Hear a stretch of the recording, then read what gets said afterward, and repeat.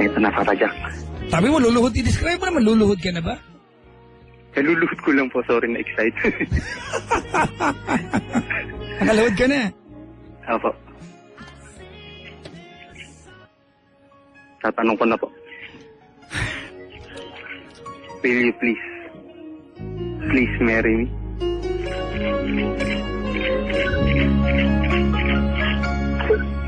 There are songs Jack, napiti, patay tayo dyan. Hayaan mo lang mag-moment.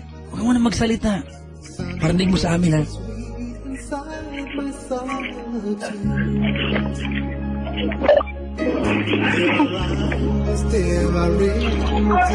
Mukhang tumanggi, ha? Ano daw? Ano daw? Papa Jack. Ano sabi? Naipit na ba siya? Naipit?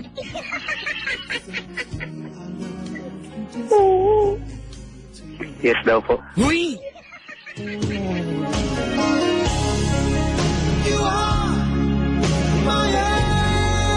Hay! Umuha ba, pre?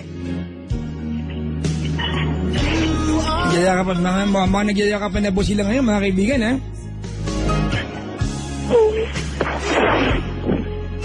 Iyak si ate, oh. Ano, Ang umiiyak? dami dito na iyang yumakap. Ano na? Ang dami daw po lente dito na iyang yumakap.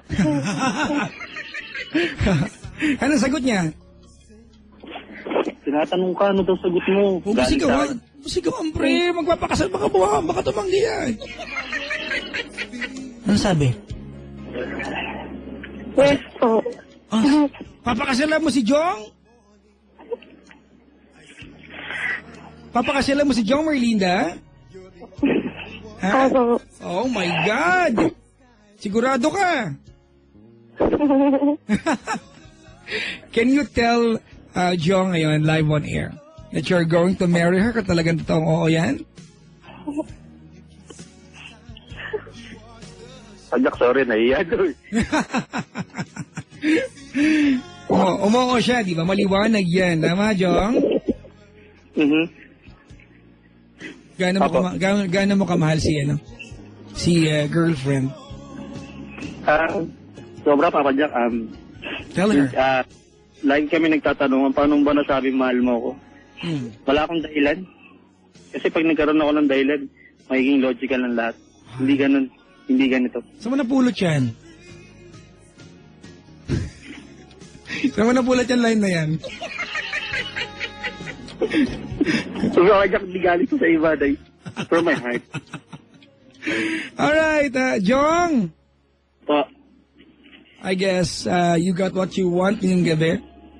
Nagsabi ka na, will you marry me to someone? And she said yes. Tama, no? Yes, po. Alam mo, Jong, yung binigay sa'yo ngayon ni Merlinda, it's a commitment and it's a promise of, yes, I will be with you forever. Ang pangrelasyon, Jong, ay walang kasiguruhan. Tomorrow, next year, next decade, pwede magbago yan. Diba? Sana hindi, diba? But you know, what's important is yung ngayon. And ngayon, ang sinasabi niya sa'yo, she will spend forever with you. Are you willing, Jong, to give her the reason every single day of your life para yung panghabang buhay na pangako niya sa'yo ay gampanan niya? Yes, Papa Jack. Very willing. Very able. Sabihin mo sa kanya ngayon, ipangako mo sa kanya yung habang buhay na aalagaan mo siya because kailangan niyang marinig mula sa iyo yan. Bebe, sa tinagal-tagal natin ng pagsama natin, although sabihin natin, what, less than 2 years? Pero pakiramdam ko kasama na kita habang buhay. Isaman mo na may sawang alagaan ka, makita ka sa pagising ko, ngayon sa pagmulat, ngayon sa pagpikit pala. Ikaw ang gusto kong makasama habang buhay. Nawa, yun din ang naisip mo para sa ating dalawa. Mahal na mahal kita. I want to spend the rest of my life with you. Maraming salamat, Papa Jack. Maraming salamat sa lahat ng mga taong tumulong sa akin. Pwede ba ako magbanggit? Teka lang, nakasuot na ba yung sing-sing? Nakasuot na po. Sige, Jong, especially for you, sino yung mga tumulong sa'yo nandiyan ngayon? Pasalamatan mo yung Sofitel, ha?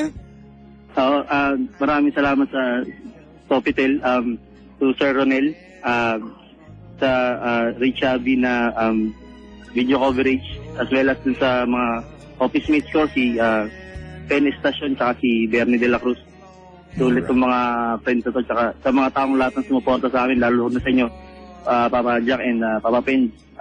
Maraming salamat. Salamat sa tiyaga, tsaka sa effort. Hindi ko namin kayo matatawaran yung lahat ng pagtsaga ito. Maraming salamat. Maligaya kami dyan na naging bahagi kami ng love story mo. Kung saan mapapunta yung kwento ng buhay niyo magkasama ni Marlinda, hindi kontrolado ng mga taong tumulong sa iyo yan. Nasa yung dalawa yan. Being with each other, it's a journey, diba? Na tatahakin yung magkasama, it's a cooperative effort, and it will be an adjustment every day. I hope you guys will meet halfway every time.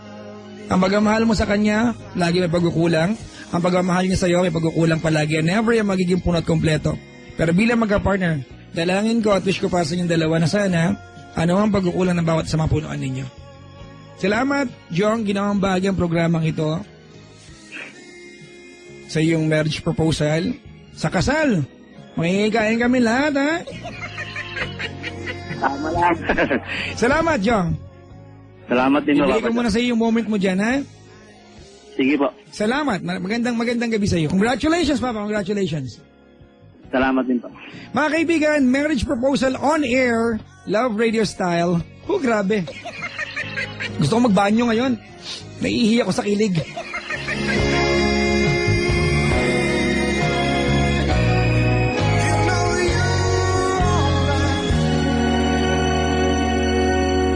Sabi sa akin mga kaibigan, once upon a time, may nagtanong po sa akin. Sabi niya, paano malalaman, di ba, pag yung taong yan ay nakalaan na forever para sa'yo?